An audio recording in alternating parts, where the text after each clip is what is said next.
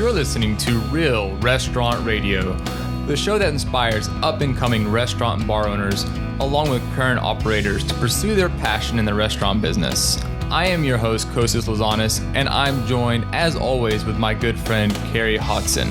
Let us guide you through the process of being a successful owner and teach you how to make an impact in today's culinary world. What's going on, you guys? Episode 31 of Real Restaurant Radio. Welcome back.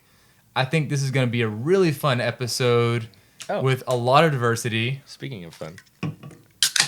Opa! I always love it when you bring a good beer. Well, I had to go grab the tripod, and I was like, why not? Why not? Walking by the beer fridge. That happens. Well, what'd you bring me over here? Now, Cary, real quick, while he's pouring this beer, is this the fruit tart? Fruit tart, yep. Cherry lime. You like that one? Is that the one that you, when did you first start brewing this particular beer? Fruit tart? Gosh, it's been a couple years, but we kind of took Powerade and fruit tart and blended the two, and now this is going to be like a single brand that we change the fruit out and repeat often. Obviously, you've been canning for a long time, but you've stepped up your canning game. I'm looking at the artwork here. I just love that you have this like funky, artistic labels, and it's not just like a one label. You like create different labels for every beer. Well, I don't do a whole lot. It's my dad's paintings. We just photograph them. And tell me the process of how it goes from your dad's painting to a label on the can. Like I said, take a really nice photograph, throw it in on the computer, make sure the coloring's right. I try to look at the actual painting. So you photograph it with your camera? And my monitor. Either he has a friend do it, or if he's not available, I'll do it. And then tell me the process of getting these stickers created. We order them from a printer online. We've tried to find some local folks to do it, but nobody can touch the price. And at the end of the day, yeah, price. yeah. I mean, you're trying to make a profit, right? Unless I order like 10,000, but we make so many different brands, it doesn't make sense. So, how many do you order of these stickers? Typically, a beer like that will do 500 to 800. So they usually have like a 500 cents. breakdown, like 500, 1,000. I think the minimum is 125, but it ends up being like 80 something cents a label, which is so expensive. Yeah. Well, that's awesome. I love that. That's so cool. And this has been good for you. The crowlers. Oh yeah. Are they considered crowlers?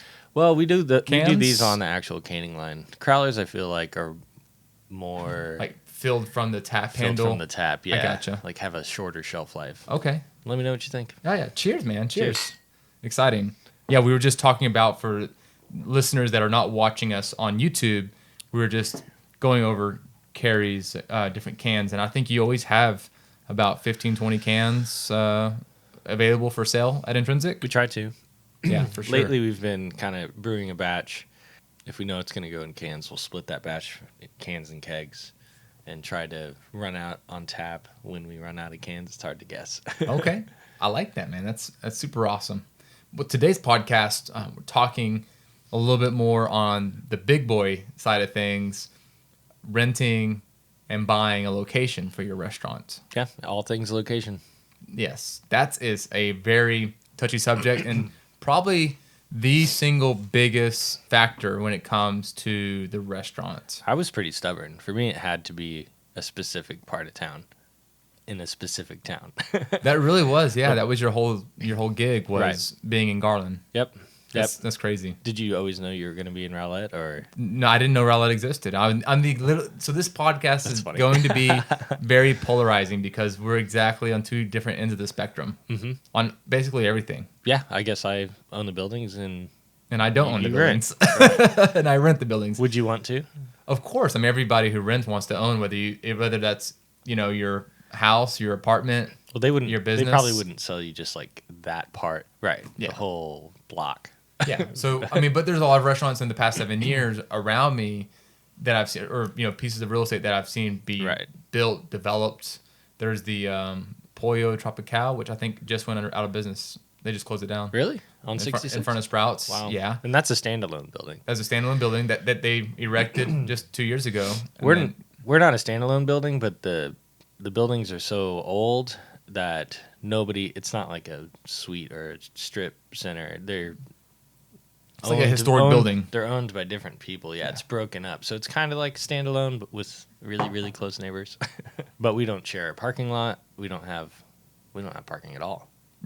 Yeah, it's just the city road. Right. The few right. pull-ins. And some garages nearby, which is actually one of the I gotta look. The first consideration is parking. Okay, well let's break this down for you guys on this episode of Real Restaurant Radio, and let's see if we can give you guys some really awesome information and give you guys some insights into everything that we know about choosing a location. Let's start off with parking. My parking is phenomenal, and parking is a huge deal. There's times where I won't go to a place because I can't park in that place. People are lazy. What? It's just that people don't. I mean, at least in our town, Texas, everything's so spread out. We're used to ample parking in Texas. Right. We're used to being able to park by the front door. But what I always say is it's like if you park in the garage, across the street and walk to my restaurant, that's no further than trying to get a parking spot at Target and walking into the, whatever section of Target you're buying stuff Agreed, from. 100%. And we're slowly educating people about that in our area. But you have a large parking lot that you share, right? Yes, and there's like tons of parking in the front, and then we also have tons of parking in the back. Do people park back there? Yes, on overflow parking on Friday and Saturday night, it does. It will get packed up in the back. They know about it? Okay. And I think they just like start going down the road and they realize there's no parking, so they like kind of like start curving around and they realize there's a huge parking lot in the back and there's a breezeway and all the things.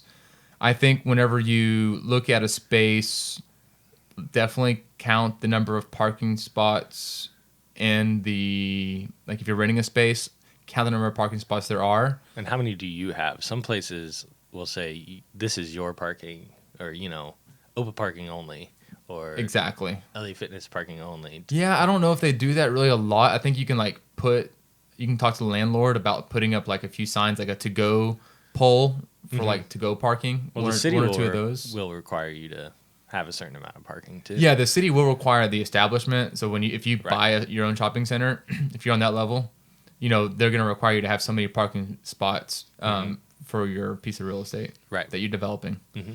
But a lot of stuff can be grandfathered in, yada yada yada. Sure, I'd say go in at different times of the day too, and see how utilized the parking is. And on that same note, like who are the other tenants? If it's a bunch of law firms, don't expect a lot of parking. But if you're in a strip with like 5 other restaurants, it might be congested. It's going to be congested. But 6 p.m. And that could be a good or bad thing because there's a double-edged sword because you do want some congestion because you do want to have like that buzz going on where you're at. But on the flip side, you don't want to make it impossible to go to. So I'm kind of happy having a mix in my particular shopping center where it's like we have like 4 restaurants and then 4 other businesses like a nail salon, a dialysis center.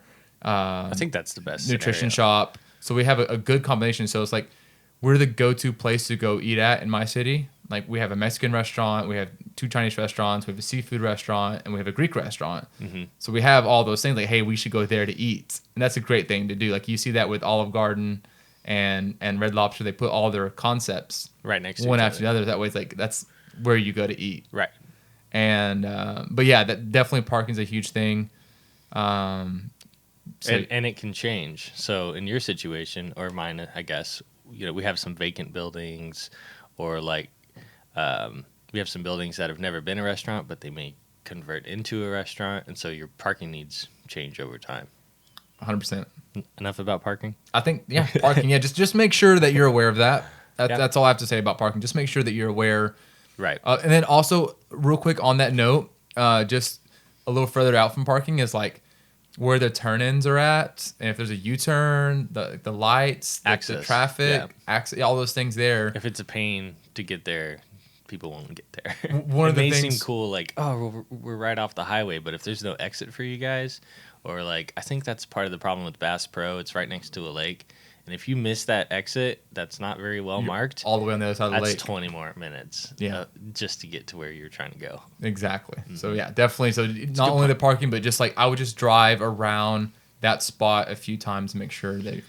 Yeah, I was thinking, when choosing a location, also try to drive in from different parts of the city, deliberately go out and take different routes going into that space, and kind of understand what your customers might be 100%. going through. I agree. Cool. Visibility, I guess we kind of were leading into that.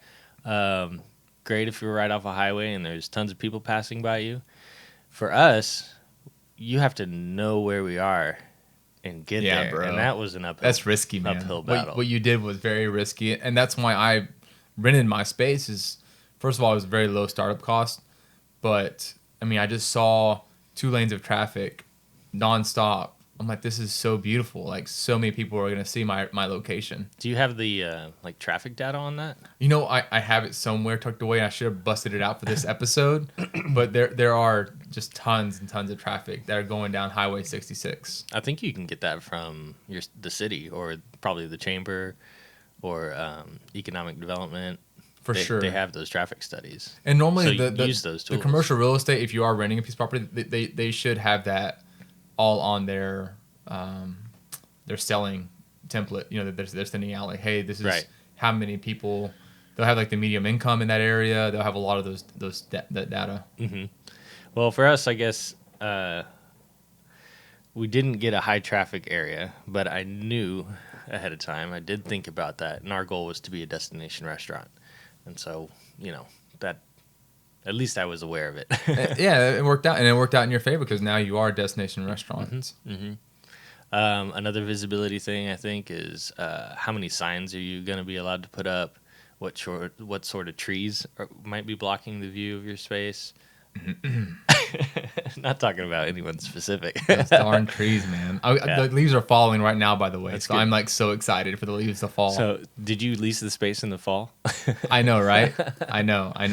They That makes finally trimmed grow some up. trees. They did? Yeah, Okay. they trimmed them a little bit, but they can trim them some more. Yeah. I'm going to poison some of the trees, I think. For any of our environmentally friendly listeners, I apologize. No, I'll plant another tree, I promise. There you go. Size matters. Again, right? just the last thing I want to say about the visibility, Okay. you know, we also live in this world now where like you can take advantage of social media. So it's not like in the 90s where like if they didn't know about you, they don't know about you. Like today, that's true. You can let people know via Google. I was able the to social avenue. I was able to mitigate the low visibility with advertising. So yeah, that just keep that in mind as well. Like you don't have to necessarily be on Times Square these days. Like people can know about you we obviously beat this thing to death, but you know, social media and marketing. For sure. Size matters. Size does matter. Is yours bigger than mine or is mine bigger than yours? I think we're right. We're different shape, but the same I'm size. at 1,000. No. How many square feet am I? 2,800. My interior space is 3,300. So I'm at 2,800 for everything. Okay. So yours is slightly bigger than mine. It's longer. It's a different shape. Okay. You're a square. But it just matters like how you use it though, not necessarily how big it is. That's true. That's what I hear. Yeah. Mm-hmm. Anyway. Actually, it's definitely how you use it, the layout and how many tables you can fit and how comfortable it is. How small the tables are, because like you go to New York City, you're like, wow, you are really surprised on like what they can do with that square footage. But people are willing to sit right next to a stranger.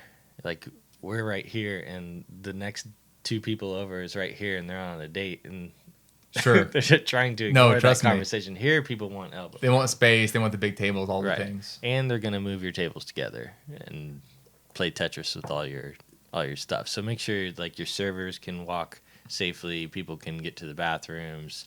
But you can make a lot happen. To play devil's advocate, you can make a lot happen with a little space. Sure, absolutely. So don't feel intimidated. I was making fun of a friend of mine that opened up a little restaurant, Dow Rock Diner. Mm-hmm. I'm like, dude, this place is so small. You got like 10 tables in here. He never has a table open. Is that a good thing? Well, I mean, for him, he's pumping out so much money on that little space. It's amazing. So sometimes you have the smallest place that's just like has a line out the door every day, all day, and you have that buzz and you have that momentum and you have that craze, and that's awesome. Versus you have a huge space with like 1 or 2 tables that are filled in. Right. I think we saw that with like that brew pub. I don't know. Gordon Birch was a huge place. Right. There's a lot of places that like over purchase their property. It depends on how you design it though, because you can have an overflow space that was sectioned off, and we don't have a host, but you can Close that kind area of off. make it feel more intimate and seat people in certain areas to fill that I agree. void because no one wants to eat in an empty restaurant. Agreed. Right. And we had that at Olive Garden when I was a waiter at Olive Garden. We had a section that we had actually opened up only on Friday and Saturday nights. Mm-hmm. And then Yeah, exactly that. a mom and pop restaurant, we actually had it was like a partition almost, and we'd actually just close the blinds and actually close half the restaurant Monday through Thursday.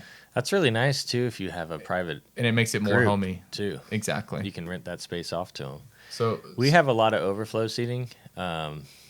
We don't fill up every day to max capacity, but when we have a big event or a great night, it's nice to have because there is a direct correlation between how much money you can make and how many seats you have.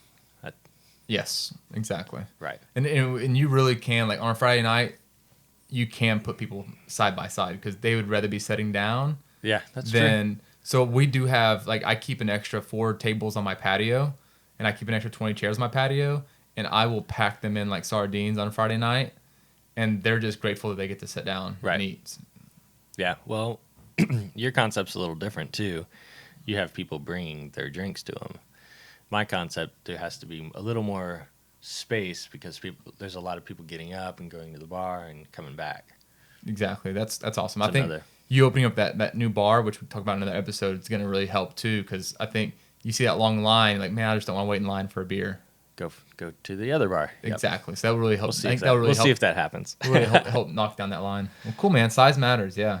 A cursed location. How many times have you seen a spot open a concept, shut down, open a new concept, shut down, and for no particular reason? There might be a great restaurant next door, and there's plenty of traffic, and the food was okay, but what is it? Do you think? I don't know. It's Are people just associating that bad experience with, or like maybe they're just someone else is in that spot. Yeah. I'm not going to invest my time. I've heard that before too. It's like a cursed location. I don't know how much of that really is, or is it taboo because me and you would try to be really analytical of things, and we're not really superstitious. It's like we have a cursed location downtown. You do? Mm-hmm. Mm-hmm. I don't, but there is one in our area. But like you said, but that being said, like, could I make that work? I don't know if that's a cocky thing that you would say, but do you think Intrinsic could work there? Figure out what it is. You know what I'm saying? Yeah. Why is it making it curse? You know? I think it's the landlord in this case. And that could be a huge factor that people don't talk about. Like we talk about the harbor in Rockwall. Could be the infrastructure. Yeah. It could be your neighbors. Yeah. Well, let's talk about the harbor real quick because that's been a taboo location in DFW in Rockwall. That's true. And they talk about it's like that's where restaurants go to fail. Right. So why are they failing? I know it's the fruit. the fruit brought the fruit flies out. No, but that's why. Why the place, and that's great because sometimes you can have a great location. It's always busy and they still fail. But what if they're paying $40,000 a month in rent? That's true. You know, so it doesn't matter. Like if you just can't make it, you just can't make it. It's the difference between being in a real hot part of Dallas and being in the suburbs.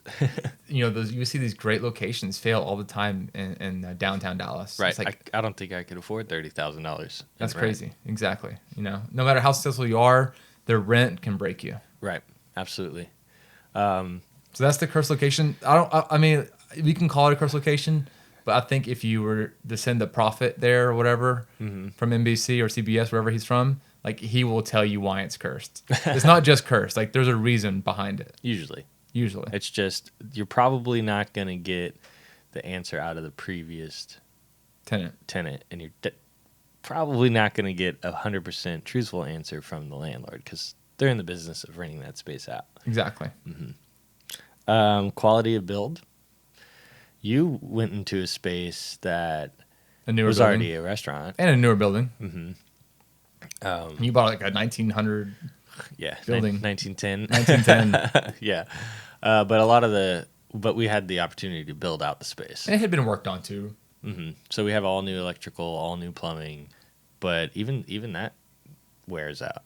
You'd be surprised the socket in the wall or the wiring burns up, or we have new plumbing, but it still clogs. You try to mitigate all that, But if you go into a place that has a lot of, character, it may be a difficult space to actually do business. Yeah, and I would also just say on the quality of build, when it comes like building a place or whatever, just make sure you're getting lots of quotes from contractors if you're going to go that route. Mm-hmm.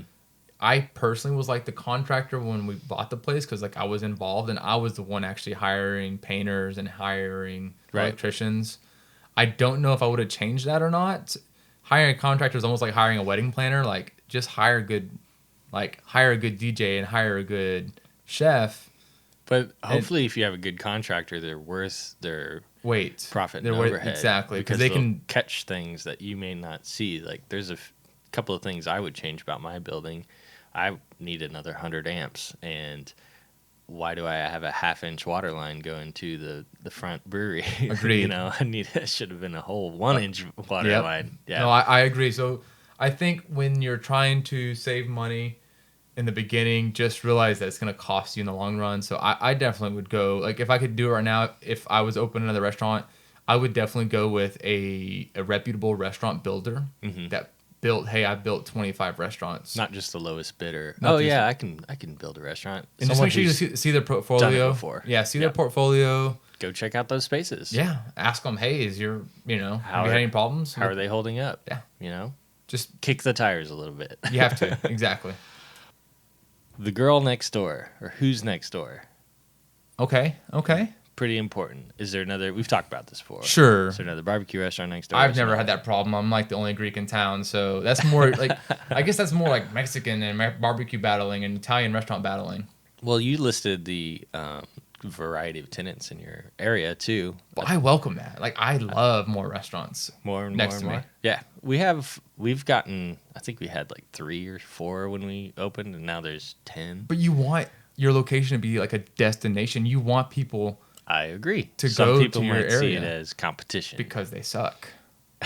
I mean, right? I mean, if you're intimidated, if you're not confident, and you're worried about a restaurant going next to me, one of my people in my shopping center did not want me to move in there. I found out this years later from one of my musicians. Mm-hmm. They were like figuring out like oh, it's gonna cut into my customer. Yeah, and all the things. Yeah. And I'm like, I'm ready to be your best friend. Like I think we should collaborate on a dish together or something. You know, but that's how I've been, and I think being one of the first in this kind of resurgence of our area, I've been able to kind of control some of that culture, and everybody's starting to be that way. You kind of really created that culture, right, in your area. But you may not be walking into that. Yeah. So maybe do some undercover research and go into the other restaurants and kind of talk about.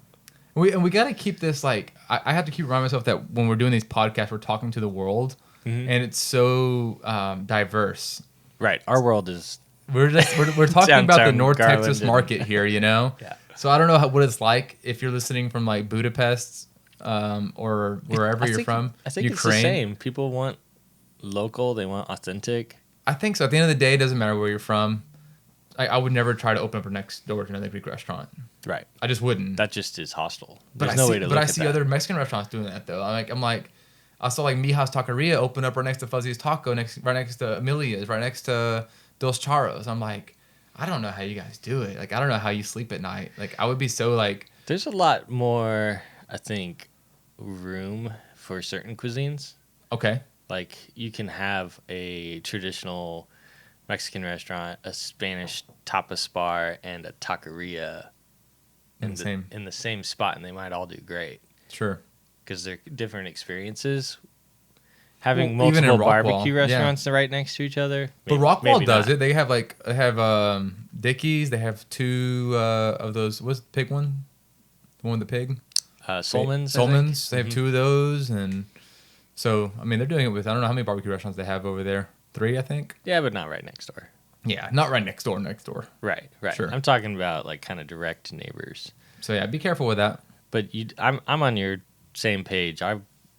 The more, the better. If people come, like, are trying to decide where to eat, and they're automatically thinking, well, we're gonna go. Where in downtown are we gonna eat? As opposed to, and it doesn't have to be at my place every time, but at least they're coming to that area. I agree, 100%. That kind of critical mass that 100%. drives in. drives traffic. Overspending on your rent, we kind of touched on that a little bit. Yeah, I brought my. I don't know. Everybody's really taboo about money, and I think that's like the exact opposite of what you need to be. I think the more you talk about money, and the more you like add that into like a conversation, the more comfortable it becomes that it's not such a scary thing. Mm-hmm. So I printed out my rent statement here, and I was just looking at everything. And sometimes whenever you're looking at the rent, you have to look at the and this I should have done more research before we hit record, but there's like the rent, which is like I pay X amount of money for the rent, but then there's also like the triple net, which is like your taxes, insurance, and like the guy who mows the yard and the people who like, all the maintenance stuff. Right. That's the common area maintenance, right? Yeah. So yeah, I guess the triple net's going to be the all the taxes. Isn't that cool? You as the renter get to pay taxes on the property. Yeah, I know. I mean, you literally as a renter you pay for everything. Right. Plus some. Mm-hmm. So it's what, 10 cents a square foot per. Is it year? I just know that I've got to write a check every month for 5,000 cents a month per square foot. Usually how they list it. Lots of times they won't just say your rent's going to be X $1,000. So yours is 5. Did it start off at 5 or did it ramp up? Yeah, so like just breaking mine down here, it is so my common area maintenance is $7.57 a month. Oh, for like keeping the trees. For keeping the trees alive that block my signage. Yeah. Do they have a bunch of like other? Do they replace the flowers or do? Yeah, they do all those things. Like they have like a guy that mows the lawn, and they have. I assume like they have to do seasonal decor. Maybe might include that. Whatever. Yeah, I guess the lights for the shopping center. Mm-hmm. If they have to do like any striping of the whatever parking lot. Yeah. And I'm sure there's like they make plenty of profit within that. Like you charge them that much. I'm thinking me as a business owner, if I had to do that, if I was in their shoes, like I would put a little wiggle room in there. Because you never know, like when you have this, unforeseen costs. Right. You can, make the rent sound lower, but then you look at be really other fees. It's like trying to pay your phone bill. Yeah, right. Exactly. Yeah. But so the rent itself is only $4,000, but with the taxes and everything else, it's actually $6,000, $5,981.30 that I write a check to. It's a big difference. Yeah. It's not just 4. Have a very, very like strong, clear understanding of the terms. Don't kid yourself. The monthly rent. That is they will lock the door. Taxes and rent. Yeah, and for you as an owner, you're talking about paying a mortgage. You're talking about sure. It's a different thing. I can the benefits of owning your space is you can control your rent a little more. I'm never going to get surprised. I'm never going to get kicked out. I can invest in the space and feel good about it. I guess you get kicked out the same way I'd get kicked out if you quit paying your mortgage, though, right? Sure. But the landlord can't say, "Oh, well, I like this other concept better. Your lease is up. Bye." Yeah, I would say just real quick on that one. Make sure or thinking about it, make sure that you do like your option agreement. So. First, do a 5-year contract with a 5-year option or whatever it is. First right of refusal, so you can walk away, but you get the first. Exactly. You're first in line to be able to lease the space. Yeah. So just make sure you have your option period in there. Hey, I want like a 5-year option. Right. But most times, landlords, for the majority of the times, just from my experience, is like you're paying your bill. Like they just want passive income. So if they just have a tenant that's just paying their bill, a good renter, never a problem, never. Emailing them for every little thing. Right. And they're used to hearing this stuff too. So they'll actually respect you for asking for a first right of refusal or an option period because that shows them that you're serious about it for the next decade instead of just the next 6 months. So I assume buying a piece of property is just like buying a house, right? You just go to you get it appraised. Do an inspection. Go to the bank. You put in your down payment and make an offer. There you go. And they approve the offer, and then you go to the title company and sign on it, and then you pay the bank every month. Right. Now, is it a mortgage company or is it an actual bank when it comes to commercial real estate? You go through. How'd you get yours financed? Through a lending company or through a bank? It's directly through a bank. Through a bank. Okay. Right. Cool. And do you do like a 30-year note on it, or is it a 15-year note? Usually commercial's shorter. It is shorter? Yeah. So you do like a 15-year note on it? Is that what your note is? Yep. And that's so beautiful. They want to recoup their money faster. Yeah, exactly. That makes sense. Right. What's so beautiful about your situation, though, is like now after 15 years, after appreciation, I mean, you're looking at having, an asset Right. that you can sell or rent out yourself if you don't want to be in the game anymore. Right. Whereas me, after 15 years, What do you have to I have show nothing for to it? show for it. I have nothing to show for it. Right. But There's more costs though. I have to pay my taxes, and I have to. I guess you're paying their taxes anyways. I'm paying my portion of the taxes. Don't worry. Lots of times it depends on your agreement. If something happens to the building, the landlord's insurance covers it. Well, now that's my insurance. Let's say your AC goes out in your particular situation. Is that your responsibility, or is it in my particular situation? It is my situation. Like, I think my landlord has more of a like hands off. Like, that's just your building. Right. But that's when it comes with that could be $15,000. When it comes to renting from bigger companies like that, they usually just like, hey, there's the space. Like, it's yours. Right. Like, they're not going to do anything for you. Right. But and that's all written by their lawyers, like in their 100-page agreement. Basically, it's like as is. Fix it. I mean, they're required to have power to the building, and they're required to have water to the building, but all those things, yeah. They're not required to climate control the building. That's on you. Yeah, exactly. So when I was renting, I was able to kind of take their rental agreement and their cost of what they wanted and say, hey, can I have the first 3 months rent free just to build the space out? I can't be paying rent while I'm building the space out. Sure, that's fine. Also, can we make the rent a little lower and ramp it up? Sure. At 6 months, and then at those are all the things that I did. I did all those exact same things, which you don't get to do. Right. And, so that's definitely a short term investing. Obviously, long term investing, you're going to win, but short term, I win. Right. Typically mortgage is less than rent. and yeah, exactly. And a big thing also is that, well, when it comes to the mortgage, you're also able to like write off the depreciation, and you're also able to like write off the interest as well on the accounting side of things. Another benefit is on taxes, the rental property. So I pay myself rent basically into another company that. Like a property holding company that I created for $300, Sure. Rental income is taxed differently than self-employment. Gotcha. So there's another little perk. And that's you sit down with an accountant and like they'll tell you all those things, like how to do those things. Right. That's part of having a good accounting team. So that's just huge. Just know that.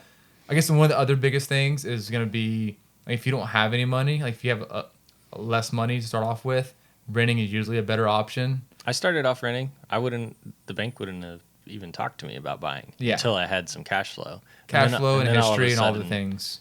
They were willing to talk to me. Yeah. It's a great way to just get your feet wet and just get your first concept started.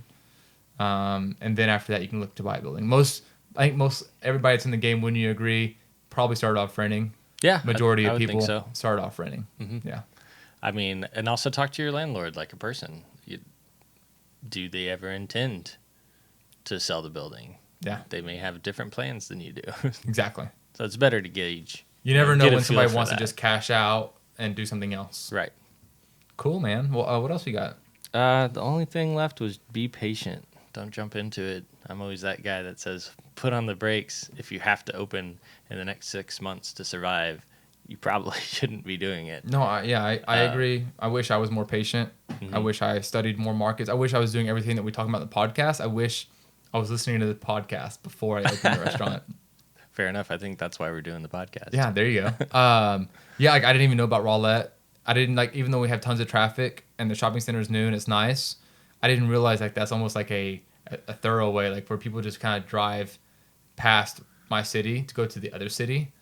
And as much as it looks great on paper, it's not really people actually aren't eating in Rowlett for the most part. Like, I'm not trying to say that in a bad way, but like people go to eat in a higher income area like Rockwall, or they'll go to like the mall, Firewall Mall. They're not thinking, hey, let's go out to eat in Rowlett. I say that, but I mean, obviously we're in business for 7 years, but it's not like a hot spot Right. for, dining out to eat. How long Amelia's has been there for a while, right? Yeah, and just because you're not in a hot spot doesn't mean you can't be like that neighborhood. Like consider myself a neighborhood gym. Like I'm a gym in the neighborhood. Right. And so I'm a neighborhood restaurant, but I'm not a destination restaurant. I say that, but then people drive in from all over the town to eat at my restaurant. I think you are. But in general, though, Rowlett's not a destination location. Right. I guess that's what I should say. Right. I have the advantage of, disadvantage at the beginning, but, potential for our downtown area to grow. Yeah. And people to invest in that kind of local feel. And the brew pub concept obviously is the hottest concept that's been buzzing for the past, 7 years. Open a Greek brew pub. I'm telling you.